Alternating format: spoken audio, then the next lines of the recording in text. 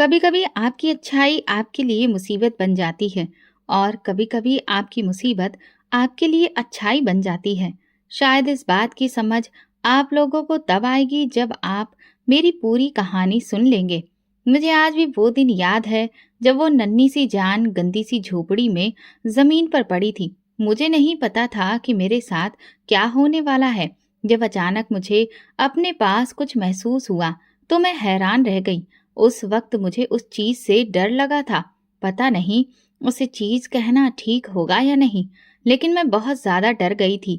थोड़ी देर बाद ही मुझे ये पता चला कि मैं इस दुनिया की सबसे खुशकिस्मत औरत बनने वाली हूँ, क्योंकि जैसे ही उसने मेरा मेरा नाम सोनाली है और मेरी कहानी एक आम लड़की की कहानी है जिसने सपने तो बड़े देखे थे, लेकिन किस्मत ने ऐसे रास्ते पर डाल दिया जहाँ सपनों की शुरुआत दुख दर्द से होती हुई निकली।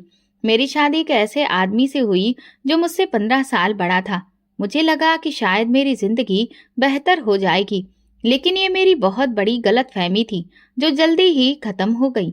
शादी के बाद मैं एक जॉइंट फैमिली का हिस्सा बन गई। घर में मेरी सास, नंदे, देवर, जेठानी और देवरानियां थीं। ऐसा लगता था जैसे मैं किसी बहुत बड़े मेले में फंस गई हूँ, जहाँ हर इंसान मुझे अपनी मर्जी के मुताबिक ढालना चाहता था। मेरे दिन की शुरुआत काम से होती और दिन का अंत थकान से। सुबह से रात तक सिर्फ काम ही काम। हर वक्त किसी न किसी की बातें सुनना, किसी की शिकायत और किसी का ताना झेलना। मेरी सास और नंदे बार बार मुझे याद दिलाती थीं कि मैं गरीब घर से आई हूँ और मेरे दहेज न लाने का बोझ हर बार मुझ पर ही डाल दिया जाता था। मेरा पति सुनील, जो मेरी जिंदगी का सहारा होना चाहिए था, वो भी मेरी तकलीफों को बढ़ाता ही था। वो हर तरह के जुल्म मुझ पर करता जो एक पति अपनी पत्नी पर कर सकता है। उसका व्यवहार ठंडा और बेहद बेरुखी से भरा था। मैं किसी से अपने दिल की बात नहीं कर सकती थी, क्योंकि अगर मैं कुछ कहती तो यही जवाब मिलता कि ये पति का अधिकार है, पत्नी को सब्र करना चाहिए। मैं अपने दिल को यही समझाती रही कि शायद वक्त के साथ सब कुछ ठीक हो जाएगा। मेरे दिल में ये उम्मीद थी कि शायद औलाद होने के बाद मेरी जिंदगी में कुछ सुकून आ जाएगा। मैं अक्सर सोचती थी कि अगर मेरे पास एक बच्चा हो तो मैं अपनी खुशियां उस बच्चे में ढूंढ लूंगी, अपना सारा प्यार उसे दे दूंगी। लेकिन ये उम्मीद भी वक्त के साथ धुंधली हो गई, क्योंकि मेरा पति ना तो मेरे पास होता और ना ही कोई उम्मीद देता। मैंने कई बार सोचा कि अपनी तकलीफों के बारे में किसी को बताऊं, लेकिन फिर दिल में ये ख्याल आता कि कोई मेरी बात पर यकीन नहीं करेगा। एक दिन मैं बाजार में खड़ी थी जब एक अजनबी औरत मेरे पास आई और मुझे ध्यान से देखने लगी। वो बोली, तुम सुनील की पत्नी हो? मैं हैरान हुई और पूछा कि वो मुझे कैसे जानती है। उसने कहा कि उसने मेरी तस्वीर देखी थी। फिर उसने जो बताया उसे सुनकर मेरा दिल दहल गया। वो बोली, मैं तुम्हारे पति की पहली बीवी हूँ। ये सुनकर मेरे पैरों तले से जमीन खिसक गई। मैं हैरान और अविश्वास में उसे देखने लगी। उसने कहा कि सुनील ने उससे शादी की थी, लेकिन उसने तलाक ले लिया क्योंकि वो कभी भी एक बाप नहीं बन सकता था। उसने ये भी बताया कि सुनील के हालात कभी ठीक नहीं रहे और ना आगे ठीक होने की कोई उम्मीद थी, इसलिए उसने अपनी जिंदगी बर्बाद होने से बचा ली। ये सुनकर मेरी आंखों के सामने अंधेरा छा गया। मैंने उस औरत से कहा कि मुझे ये सब नहीं पता था। उसने अफसोस जताते हुए कहा, उन लोगों ने तुम्हें धोखा दिया है। तुम तो अभी जवान हो, खूबसूरत हो। तुम्हारे लिए बेहतर यही होगा कि तुम इस रिश्ते से अलग हो जाओ, वरना तुम्हारी जिंदगी भी बर्बाद हो जाएगी। मैंने दिल ही दिल में उसकी बात की सच्चाई को महसूस किया, लेकिन मेरी जुबान चुप रही। मैंने बस उससे कहा कि वो मेरे मामले में ज्यादा ना बोले। शायद ये मेरी समझदारी थी या फिर कमजोरी, लेकिन मैंने उससे और कुछ नहीं कहा। जब मैं घर वापस आई तो मेरे दिल पर एक बोझ था। मैं सोच रही थी कि उन लोगों ने मुझसे इतना बड़ा झूठ क्यों बोला, मुझे धोखे से इस रिश्ते में क्यों फंसाया गया। क्या मैं इतनी बेवकूफ थी कि अपनी जिंदगी का फैसला झूठ पर कर बैठी? लेकिन मेरे इन सवालों के जवाब अब किसी के भी पास नहीं थे। रात को जब सब सो गए, मैं अकेली बैठकर अपने आंसुओं से दिल का बोझ हल्का करती रही। मैंने सोचा कि अब मुझे क्या करना चाहिए। क्या मैं इस रिश्ते में रहकर अपनी जिंदगी इसी तरह बर्बाद करती रहूं, या फिर अपनी जिंदगी को एक नए सिरे से शुरू करने की हिम्मत करूं? ये वो पल था जब मैंने पहली बार अपने बारे में सोचा शायद ये मेरी जिंदगी का एक नया मोड़ था, लेकिन इस मोड़ पर क्या करना था, ये फैसला अभी बाकी था। मैं अपने माँ बाप की सबसे छोटी बेटी हूँ। हम एक गरीब घराने से बिलोंग करते हैं और मेरे माँ बाप ने मुझे बड़े अरमानों से पाला था। मेरी बड़ी बहन की शादी हो चुकी थी और वो अपने पति के घर में रहती थी। जब मुझे अपने पति की पहली पत्नी के बारे में पता चला और ये भी कि वो कभी बाप नहीं बन सकता, तो मेरी दुनिया अंधेरे में डूब गई। मैंने ये बात अपने माँ बाप को बताने के बारे में सोचा, लेकिन तुरंत ही दिल ने कहा कि वो पहले ही कितनी परेशानियों का सामना कर रहे हैं, उन पर और बोझ डालना ठीक नहीं होगा। इसी सोच के साथ मैंने अपनी बहन से बात करने का फैसला किया। वो बड़ी थी और मुझे लगा कि वो मेरी बात समझेगी और मेरी मदद करेगी। जब मैंने अपनी बहन को ये सब कुछ बताया, तो उसने मुझसे एक ऐसी बात कही जिसने मेरे दिल का बोझ और भी ज्यादा बढ़ा दिया था। वो कहने लगी, देखो सोनाली, हम गरीब लोग हैं। तुम जानती हो कि बिना दहेज के तुम्हारी शादी कैसे मुश्किल से हुई थी। ऐसे रिश्ते आसानी से नहीं मिलते। अब अगर तुम इस घर को छोड़कर वापस आ जाओगी, तो फिर तुम्हारी दोबारा शादी कौन करवाएगा? खुद सोचो, हमारे माँ बाप पहले ही परेशान हैं और हमारी बाकी बहनें भी बैठी हैं। उनकी शादियों का क्या होगा? मैं हैरत से उसकी बातें सुनती रही। मुझे लगा था कि वो मेरे दर्द को समझेगी, लेकिन वो मेरी तकलीफ को नजरअंदाज करने में लगी रही। वो मुझसे बोली, देखो, कुछ ना कुछ कमी तो होती है, लेकिन इसका मतलब ये नहीं कि घर छोड़ दिया जाए। अगर तुम मुझसे पूछो तो मैं भी खुश नहीं हूँ। मेरे भी बच्चे हैं और वे मुझे इतना तंग करते हैं कि तुम इसकी कल्पना भी नहीं कर सकती। अरे तुम तो किस्मत वाली हो कि तुम्हें बच्चों की परवरिश का कोई झंझट नहीं उठाना पड़ता। तुम अपनी जिंदगी सुकून से गुजार सकती हो। भगवान पर भरोसा रखो और आगे बढ़ो। वक्त के साथ सब कुछ ठीक हो जाएगा। मेरी बहन की बातें मेरे दिल पर बोझ बनकर रह गईं। मैं उसे कुछ ना कह सकी। मुझे लगा कि वो बड़ी है, मेरे हालात को समझेगी, लेकिन उसने मुझे और ज्यादा तोड़ दिया। मैं चुप हो गई, लेकिन मेरे अंदर एक तूफान उठ रहा था। जब मैं वापस अपने घर आई, तो दिल में एक अजीब सा खालीपन का एहसास था। मेरे दिल में सवाल उठ रहे थे, क्या मेरी बहन ने सही कहा?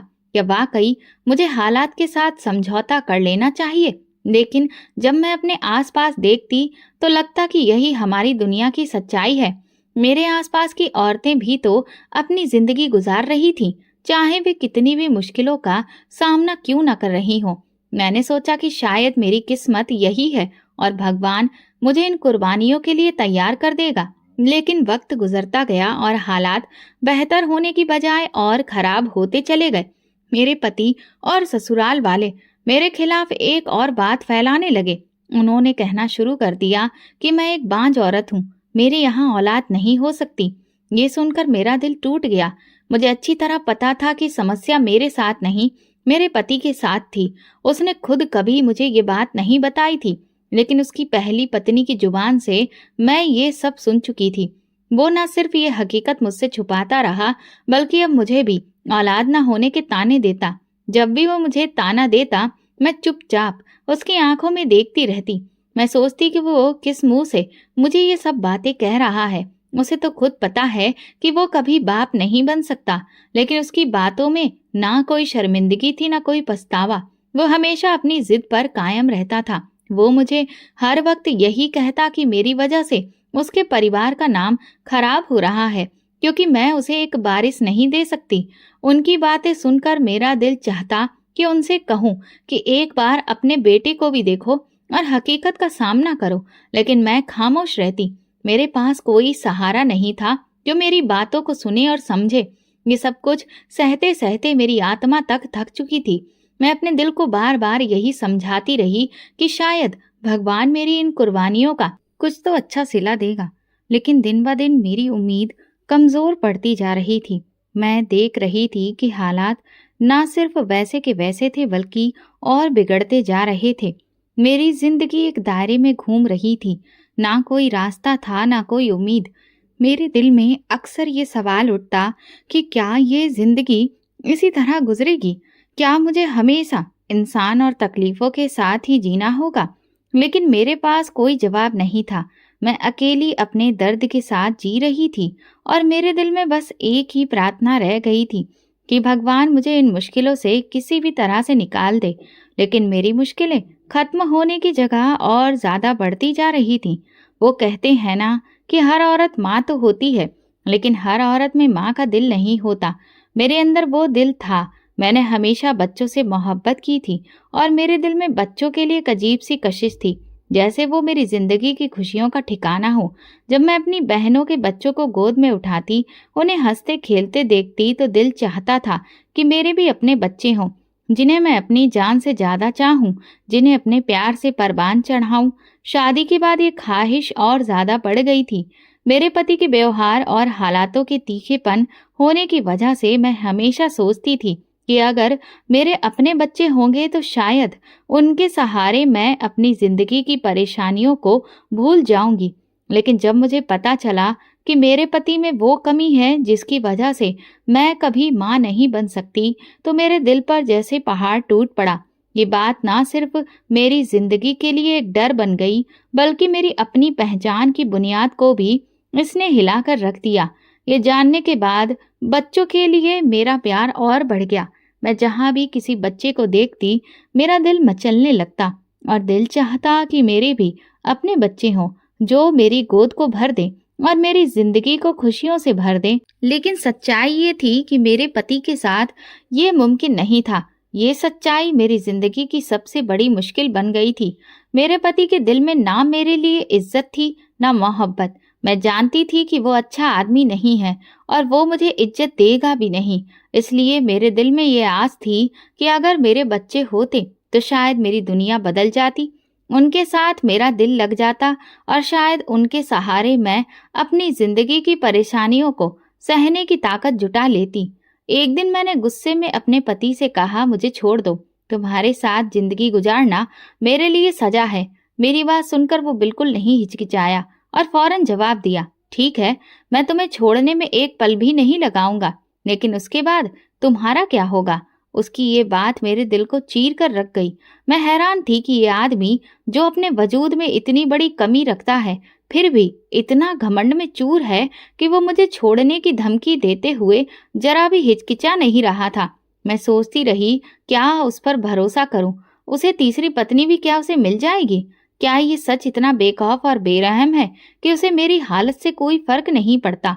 एक दिन मेरे दिल में हिम्मत आई और मैंने गुस्से से कह दिया, मुझे पता है कि तुम्हारी पहले भी शादी हो चुकी है। ये सुनकर वो गुस्से से लाल पीला हो गया और उल्टा मुझ पर इल्जाम लगाने लगा कि मैं झूठ बोल रही हूँ और उस पर गलत आरोप लगा रही हूँ।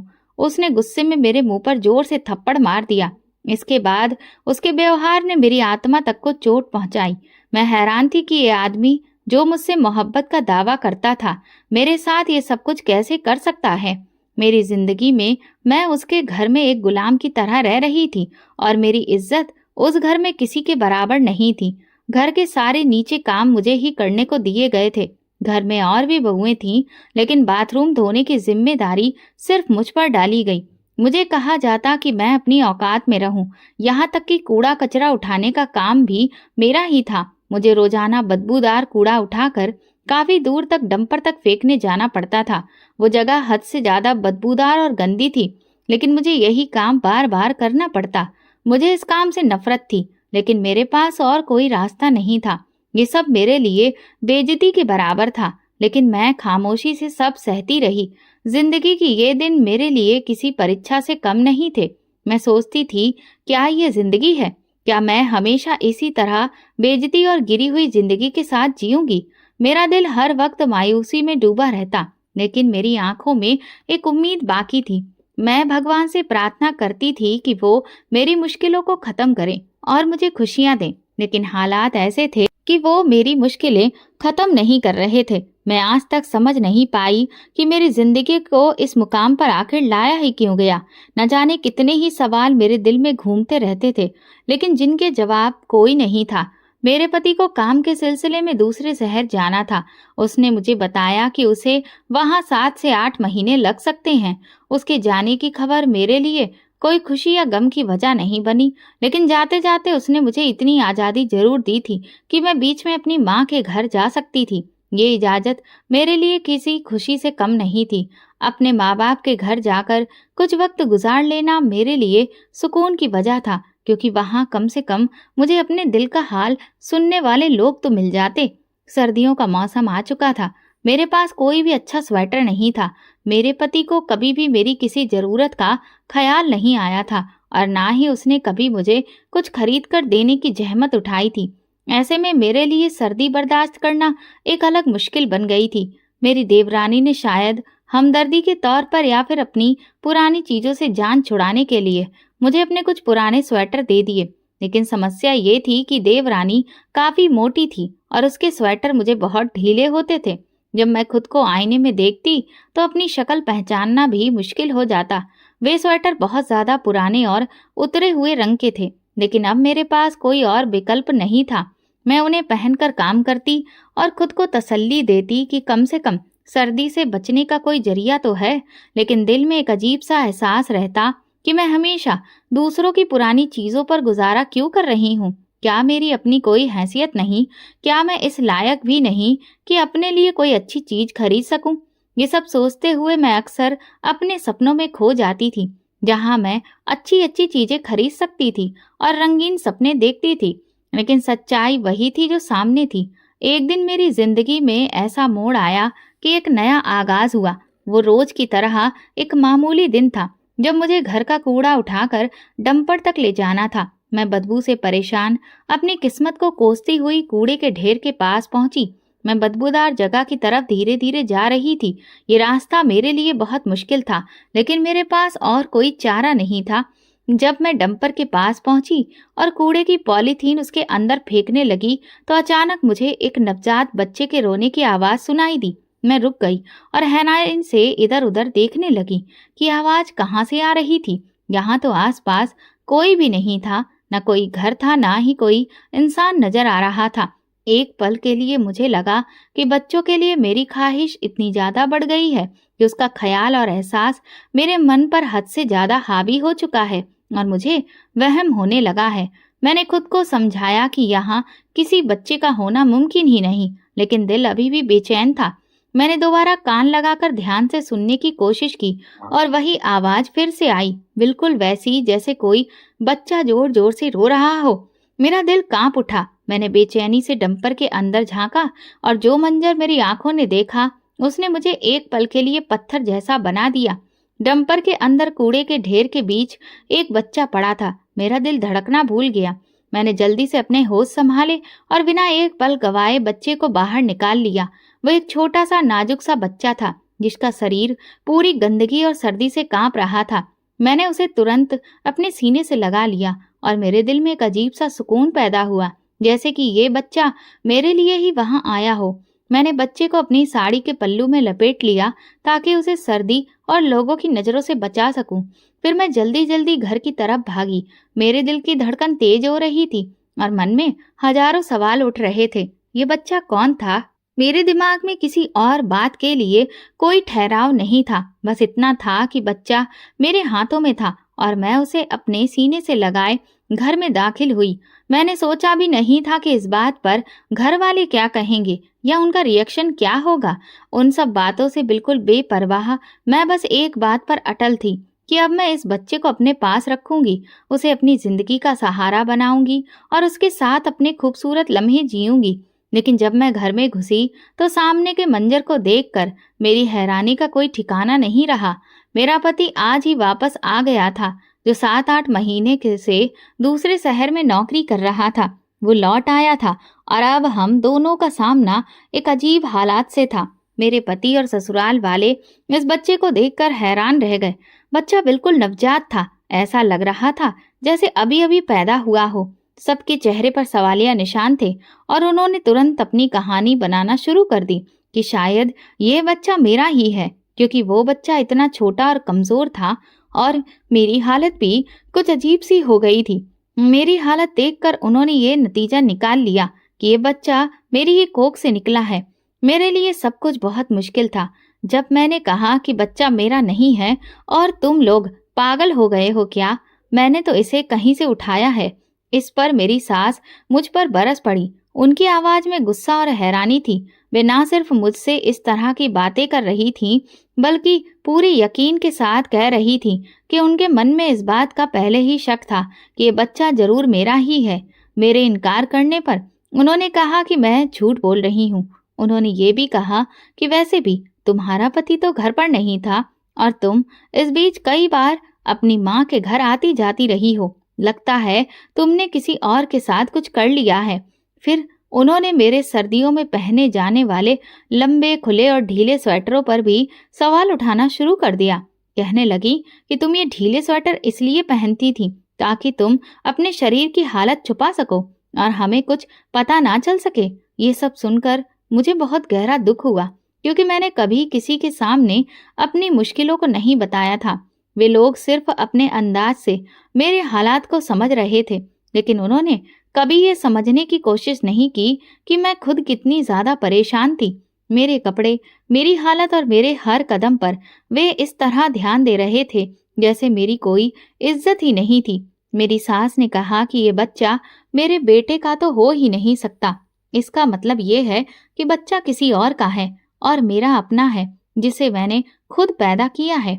उनका ये इल्जाम मेरे लिए कांटे जैसा चुभ गया। मैं पहले ही परेशानियों में डूबी हुई थी और अब उन्होंने मुझे दूसरे नजरिए से देखना शुरू कर दिया था। वे ना सिर्फ मेरी कमजोरी को उजागर कर रहे थे, बल्कि मेरी जिंदगी के सारे रास्ते भी बंद कर रहे थे।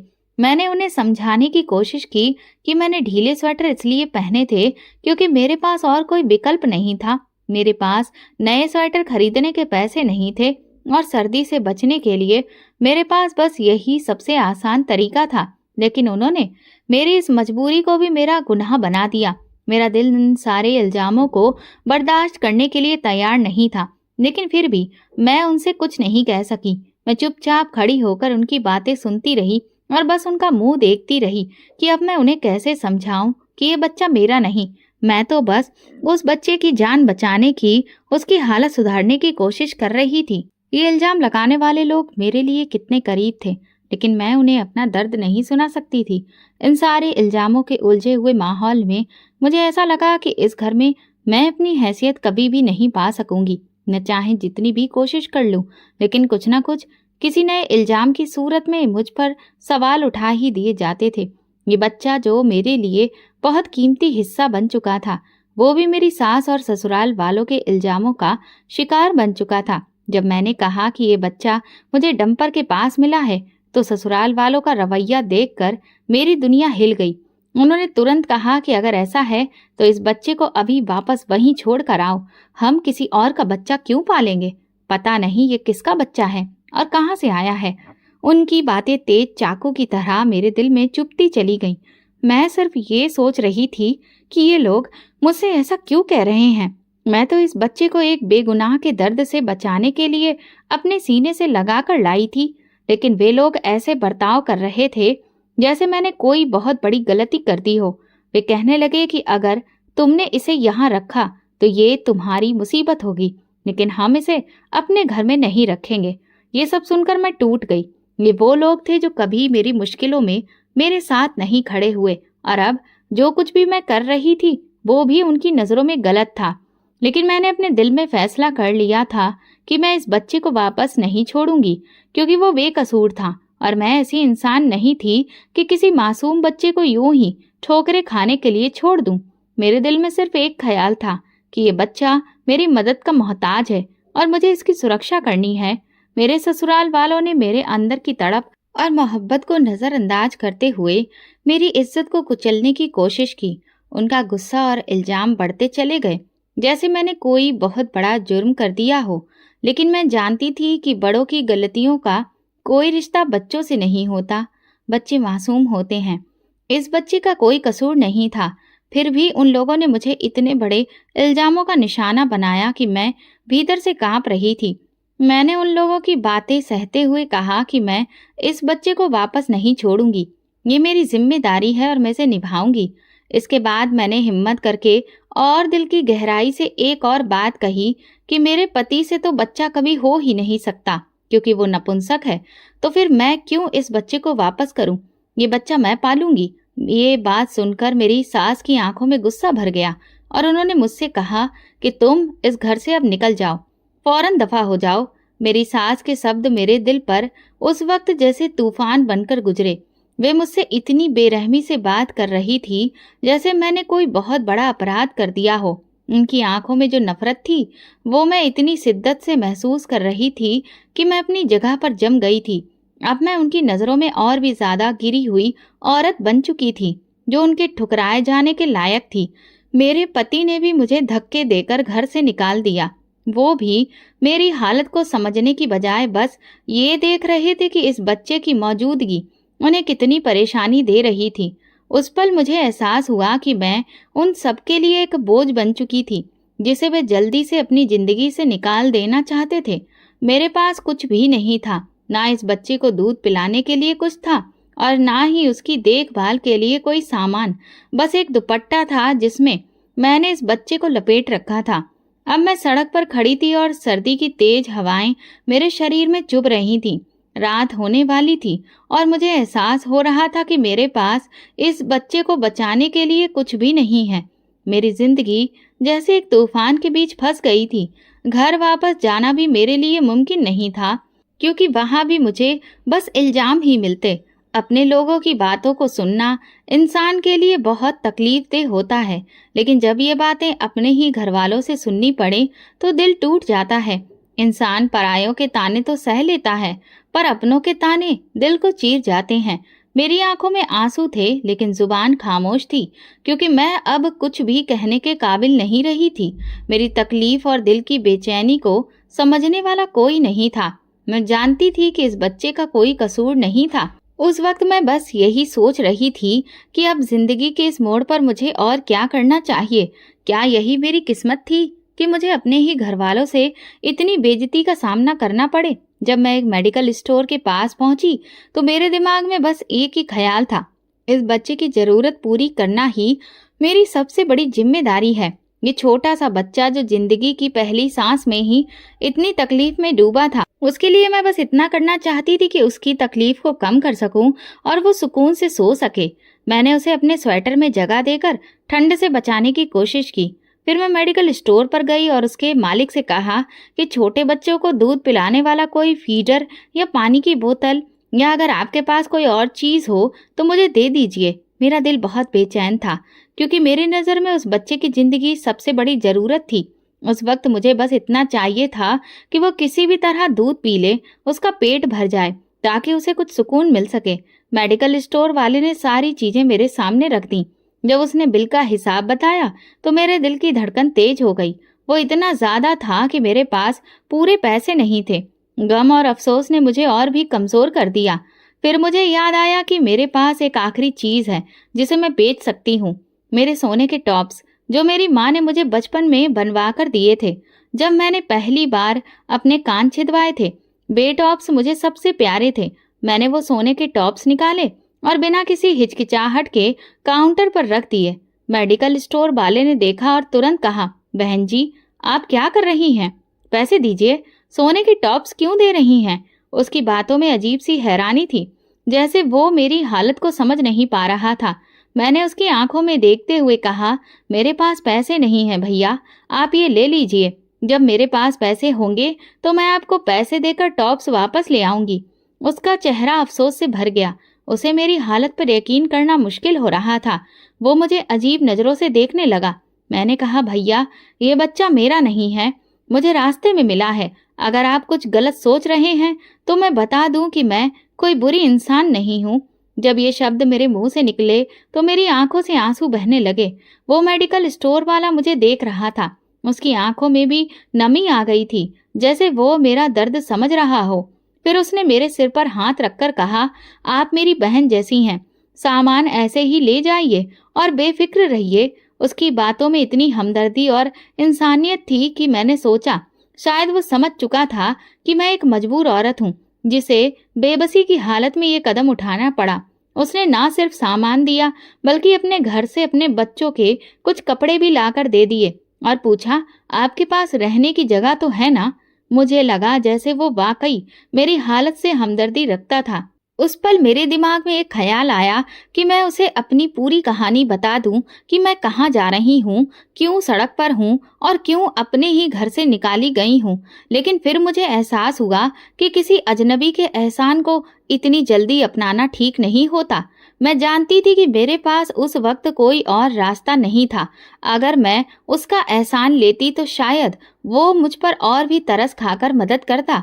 लेकिन मैंने दिल में फैसला किया कि मैं उसका एहसान नहीं लूंगी। मैंने कहा, भैया मैं खुद संभाल लूंगी। उसने कहा, ठीक है। मैंने उसे धन्यवाद कहा और आगे बढ़ गई। मैंने बच्चे को कपड़े पहनाए, फिर फीडर में थोड़ा सा दूध और पानी मिलाकर उसे दूध पिलाया। वो बच्चा बहुत कमजोर था। जब उसका पेट भर गया तो वो सुकून से सो गया। उसे सोते देख मुझे भी थोड़ा सुकून महसूस हुआ, मगर अपनी हालत के बारे में सोचकर मेरा दिल भर आया। मैं इस बच्चे को पालते हुए खुद को इस एहसास में डूबी हुई महसूस कर रही थी कि मेरी जिंदगी मुझे ये कहाँ ले आई थी।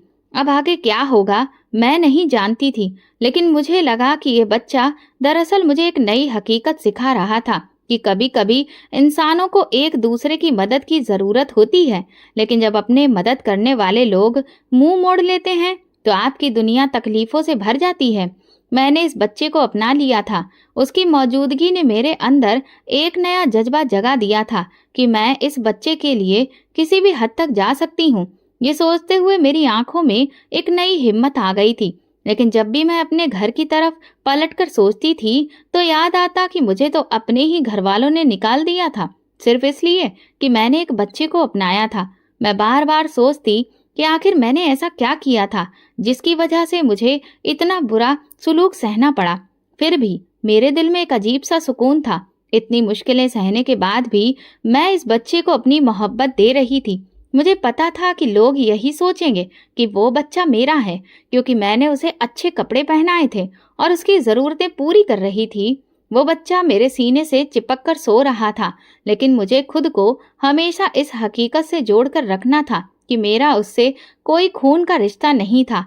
मैं उसकी परवरिश सिर्फ इंसानियत और मोहब्बत की बुनियाद पर कर रही थी। उस पल में खुद को उस बच्चे के लिए एक माँ की तरह महसूस कर रही थी और उसकी मौजूदगी मुझे ऐसा सुकून दे रही थी जो किसी और इंसान के साथ मुमकिन नहीं था। रात का वक्त था और अब मेरे लिए इस बच्चे की परवरिश का सवाल था। लेकिन मैं ये सोचकर परेशान थी कि रात कहाँ गुजारूंगी, कुछ समझ नहीं आ रहा था। फिर अचानक मेरी नज़र एक छोटी सी झोपड़ी पर पड़ी। वो जगह बिल्कुल खाली लग रही थी और अंदर एक बिस्तर पड़ा था जो शायद किसी मजदूर या बेघर का था। वहां पर कोई आ जा नहीं रहा था, इसलिए मैंने अंदर जाकर बैठने का फैसला किया। झोपड़ी के अंदर जाकर मैंने बच्चे को अपने सीने से लगा लिया और दोबारा उसे दूध पिलाया। वो सुकून से सो गया, लेकिन इसके बाद मैं खुद को एक नए एहसास में डूबता हुआ महसूस कर रही थी। अचानक मुझे झोपड़ी की दहलीज पर किसी के कदमों की आवाज सुनाई दी। मैंने नजर घुमाई तो देखा कि एक आदमी अंदर आ रहा था जिसने बहुत अच्छे और साफ सुथरे कपड़े पहन रखे थे। उसकी गर्दन में एक कार्ड लटका था जिससे लग रहा था कि वो किसी कंपनी से ताल्लुक रखता है। उसने मेरी तरफ देखकर कहा, आप यहाँ क्या कर रही हैं? कौन हैं आप? मैंने डरते हुए जवाब दिया, आप कौन हैं? तो उसने कहा, ये झोपड़ी एक बूढ़े आदमी की थी, लेकिन अभी अभी हमने उसकी मदद कर उसे केंद्र में छोड़ दिया है। आप यहाँ क्या कर रही हैं? क्या आपको भी मदद की जरूरत है? ये सुनकर मुझे फौरन समझ आ गया कि वो कोई सेंटर वाला है। बातचीत से पता चला कि वो मेरी मदद करना चाहता है। मैंने उसे अपने बच्चे के बारे में भी बताया कि मैं कहाँ से आई हूँ और मेरे साथ क्या क्या हुआ। उसने मेरी बात सुनकर कहा, हम तो ये काम पैसों के बदले में करते हैं, लेकिन आप बिना किसी पैसे के अच्छाई का काम कर रही हैं, इसलिए आप हमारे साथ चलिए, हम आपकी मदद कर सकते हैं। उसकी बातों में कुछ ऐसा था कि मैंने तुरंत फैसला किया कि मैं उसके साथ चलूंगी। जब वो मुझे वहां ले आया तो वहां कुछ और औरतें भी मौजूद थीं। मैंने उन्हें अपनी कहानी सुनाई तो वे भी बहुत परेशान हो गईं। मुझे वहां पर खाना दिया गया, पहनने के लिए कपड़े भी दिए गए। मैंने रात वहां आराम से गुजारी और साफ सुथरे बिस्तर पर सोकर सुकून महसूस किया। सुबह हुई तो मैंने फोन करके अपने माँ बाप को सारी बात बताई। मेरी माँ चुप हो गई और पापा ने भी कुछ नहीं कहा। मुझे उनके इसी तरह के जवाब की उम्मीद थी, क्योंकि वे तो पहले ही मेरे बारे में अपने जज्बात जाहिर कर चुके थे। लेकिन इस बार मेरी आवाज में एक नया जोश था। मैंने अपनी माँ से कहा कि मुझे मेरी जिंदगी का मकसद मिल गया है, इसलिए मैं अब घर वापस नहीं जाऊंगी। मेरे पति ने मुझे तलाक भेज दिया था। ये बात जब मेरे माँ बाप ने बताई तो मेरी आंखों में आंसू आ गए। लेकिन जब मैं इस बच्चे को देखती थी तो दिल में सुकून आता था, जैसे कि मैंने अपनी जिंदगी में एक बड़ा काम किया हो। इस बच्चे ने मुझे एक नया रास्ता दिखाया था। मैं समझ चुकी थी कि जिंदगी का मकसद सिर्फ खुद खुश होना नहीं, बल्कि दूसरों के लिए कुछ अच्छा करना है। धीरे धीरे 10 साल बीत गए और मैं इस बच्चे के साथ अपनी जिंदगी गुजारती रही। मैंने बच्चे का नाम चंदन रखा। वो मुझे माँ कहता और जब वो ये शब्द बोलता तो मुझे अंदर से खुशी महसूस होती। इसके बाद केंद्र वालों ने मेरे लिए एक सही रिश्ता तलाश किया और मेरी शादी एक अमित नाम के आदमी से कराई। अमित ने मुझे और चंदन को अपनी जिंदगी का हिस्सा बनाया। वो ना सिर्फ एक बहुत अच्छा इंसान था, बल्कि उसने मुझे और चंदन को अपनाकर एक मिसाल पेश की थी। वो वास्तव में एक नेक दिल इंसान था। उसने मुझे एक नई जिंदगी दी। अब मेरी जिंदगी खुशहाल थी और मेरे माँ बाप भी मुझसे मिलने जुलने लगे थे, क्योंकि अब मैं एक अमीर आदमी की पत्नी बन चुकी थी। लेकिन सबसे खास बात यह थी कि मेरी जिंदगी में सुकून था। अब जब मैं सबको देखती हूँ तो उनके चेहरे पर सच्चाई नजर आती है। मैंने अपनी जिंदगी का मकसद पा लिया था। अब मैं हर किसी को यही समझाने की कोशिश करती हूँ कि ये जिंदगी सिर्फ पैसा या हैसियत का मामला नहीं है, बल्कि मोहब्बत, इंसानियत और सच्चाई का मामला है। जब हम अपनी जिंदगी में बुरे लोगों से जुड़ जाते हैं तो हमें लगने लगता है कि शायद इस दुनिया में अच्छे लोग हैं ही नहीं। ये सोच हमारे दिल और दिमाग पर कब्जा कर लेती है और फिर हम हर इंसान को शक की नज़र से देखने लगते हैं।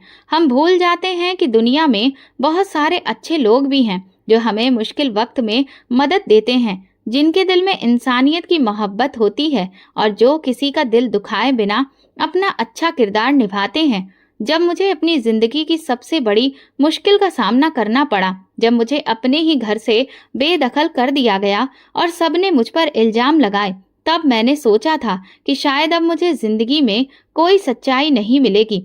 लेकिन फिर एक इंसान आया जो ना सिर्फ अच्छा इंसान था, बल्कि जिसकी नीयत में भी कोई खोट नहीं था। वो मेडिकल स्टोर वाला इंसान जिसने मेरी मदद की और मुझे उम्मीद दी। उसकी अच्छाई ने मेरी नज़र को बदला।